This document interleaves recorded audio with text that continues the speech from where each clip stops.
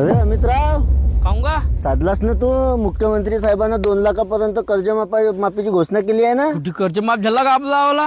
का गोष्ट करतेस? मी ना ऐकलो ना भाऊ टीव्हीवर. अगा तू बरा झोका झेंडीच काम झालाय तो. आम्ही ना मागच्या वर्षी कर्ज म्हणजे व्याजाने पैसे काढून फरायला आम्ही कर्ज भरला, हा तर रनिंग केला हा.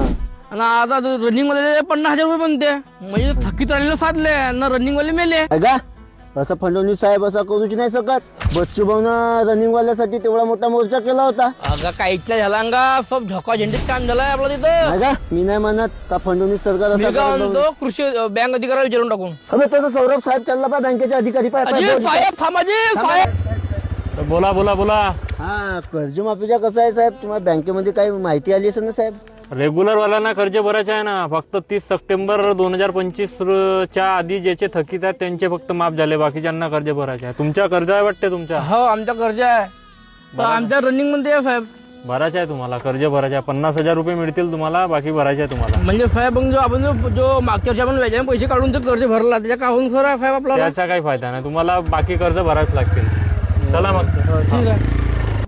काही नाही अबे, आम्ही त्या फडणवीस साहेबासारखी फडतूस सरकार झाली आहे. फक्त आपल्या शेतकऱ्याच्या वोटिंग साठी करते ते लोक. काळजी रे माझ्या देवा काळजी रे.